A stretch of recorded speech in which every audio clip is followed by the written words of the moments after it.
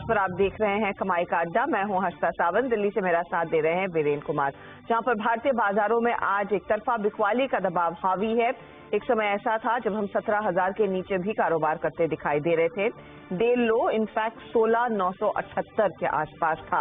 वहां से चाल में सुधार जरूर आया है, लेकिन अभी भी इंडेक्स दबाव में ही कारोबार कर रहा है। 228 पॉइंट का नुकसान आपको निफ्टी 50 में दिखाई देगा।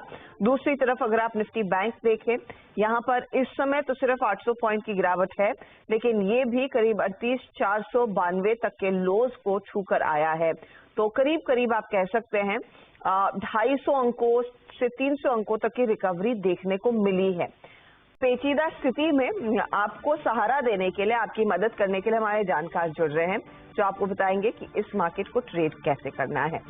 बात करेंगे आज फंडामेंटल्स पर शरद अवस्थी से। टेक्निकल राय के लिए हमारे साथ है प्रकाश काबा, मानस जायसवाल, अमित सेठ, विकास आलूंके को आगे जोड़ेंगे और अजीत मिश्रा भी कार्यक्रम का हिस्सा बनने वाले हैं।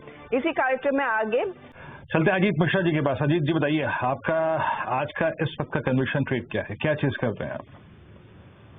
Good afternoon Viren, good afternoon everyone. So basically Viren देखिए, मार्केट जैसा आप बता रहे थे शुरुआत में कि थोड़ा सा रिस्पाइट की पॉसिबिलिटी है, तो वही देखते हुए डिफेंसिव जहाँ पे कि आप रिस्पाइट देख रहे हैं या फिर स्ट्रेंथ देख रहे हैं, उसी में रहने की रिकमेंडेशन होगी। और इप्का लैब्स, इसने अभी अपने प्रीवियस स्विंग लो जो करीब जून मंथ में इसने रिटेस्ट किया था 830 का जोन, उसको रिटेस्ट करके काफी स्ट्रॉन्ग रिकवरी दिखा रहा है। आज के सेशन में इसने 20 डेज तक एक्सटेंशियल मूविंग एवरेज अपना क्रॉस किया है और एवरेज वॉल्यूम से ऑलमोस्ट 2 टाइम्स ये ऑलरेडी कर चुका है। तो इंडिकेशन ये है कि ये रिबाउंड एक्सटेंड करेगा और नियर टर्म में करीब 50 EMA और शायद 100 EMA तक के जाने के मूव उसमें आपको देखने को मिलेंगे। तो करीब 930-40 तक के लेवल्स के लिए आप लॉन्ग करें 880 के स्टॉप लॉस के साथ।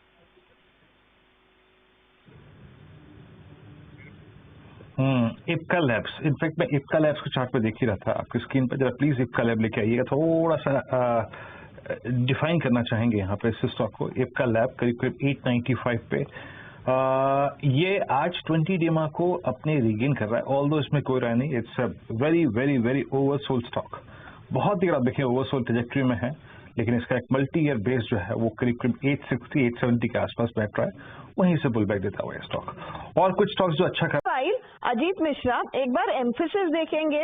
एम्फेसिस आपका परसिस्टेंट सिस्टम्स, आज ये दिग्गजों में हमने देखा है काफी ज्यादा एक्शन, लेकिन कोफोर्ज भी आज थोड़ा सा हरकत दिखा रहा है। ये भी एक हल्का सा टेक्निकल बाउंस ही है या फिर कुछ पकड़ा है इन स्टॉक्स में?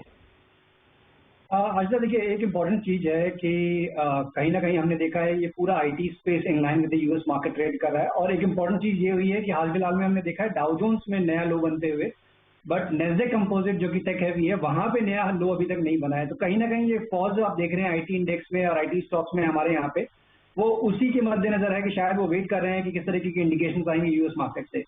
अगर मैं इन स्पेस में बात करूं मिड कैप आईटी स्पेस में, तो परसिस्टेंट डेफिनेटली मुझे लगता है कि एक बेटर कैंडिडेट है in comparison to the others. Because यहाँ पे जो प्रीवियस स्विंग लो है करीब 3280 के लेवल्स का, उसको रीटेस्ट कर चुका है और वॉल्यूम्स ड्राई हो गए हैं। तो मुझे लगता नहीं है कि अगर डैमेज की अगर पॉसिबिलिटी होती भी है तो यहाँ से ज्यादा मेजर आपको डिक्लाइन देखने को मिलेंगे। तो अगर आपको एक्यूमुलेट करना है तो परसिस्टेंट एक बेटर कैंडिडेट होगा और ऊपर पे ग्रेजुअली आपको देखेंगे करीब 34-3500 तक के लेवल्स आते हुए।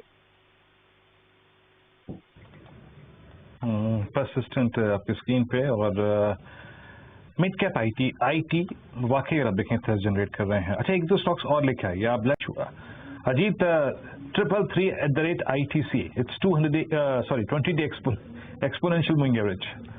एक बार समझदारी का काम क्या रहेगा, अपने लॉन्ग्स को स्वर्व कर ले यहाँ पे, या फिर आपको लगता है कि नहीं अभी थोड़ा सा लेवल वो बाकी है जो प्रोटेक्ट कर सकता है इसके अपसाइड को? विरेन देखिए, अगर कैंडल्स की बात करें तो सबसे बड़ी कैंडल नेगेटिव कैंडल मैं देख पा रहा हूँ पिछले करीब 3-4 महीनों में जो बनी है वो यही बनी है आज की कैंडल, अगर ये यहीं पे क्लोज होता है तो एक बार को अगर आपके पास नीचे के लॉन्ग्स चलते आ रहे हैं, क्योंकि मोमेंटम फेड आउट नहीं हुआ इस पूरे इस रैली में, जहाँ पे कि स्टॉक 270 से लेकर 350 तक की छलांग लगाई है, 20 दिन के एक्सपोनेंशियल मूविंग एवरेज को होल्ड करते हुए चला है।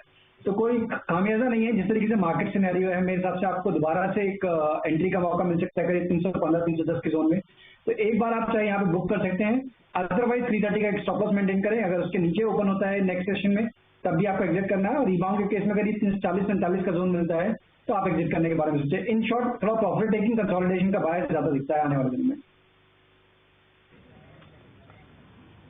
जी हाँ, प्रॉफिट टेकिंग का बायस ज्यादा लग रहा है और सुबह जिस स्टॉक पे हमने पहला डिस्कशन किया था हॉट स्टॉक्स में, उसकी कैटेगरी लेके आइए। उसकी जो कैटेगरी थी उसमें HDFC। अजीत जी, आप क्या कैरी करेंगे ट्यूसडे मॉर्निंग के लिए?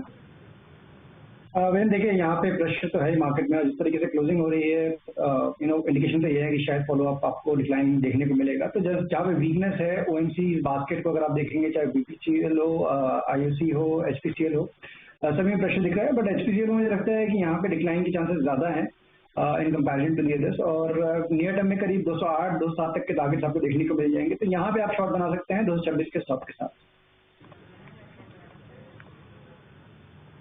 ओके, HPCL में सेल टुडे बाय टुमारो, और ये भी एक सेल ट्रेड है आपकी स्क्रीन पे आता हुआ। बट इंटरेस्टिंग रहा आज निफ्टी IT के बिहेवियर। देखिए, BTC ट्रेड्स को हमने पूरा कर लिया और आज सुबह जब हम कर रहे थे मुनाफे की तैयारी, पहला सौदा, बात यही हुई थी जनाब कि निफ्टी IT इस कार्यक्रम में शामिल होने के लिए सभी स्टॉक्स इंडिसेस बनाए रखने के लिए इस पूरे मंच का फिलहाल एक ब्रेक। CNBC आवाज पर खबरों का जो सिलसिला है वो जारी रहेगा। आपसे अगली मुलाकात होगी कल आशीष के साथ सुबह 8 बजे मुनाफे की तैयारी। तब तक के लिए नमस्कार।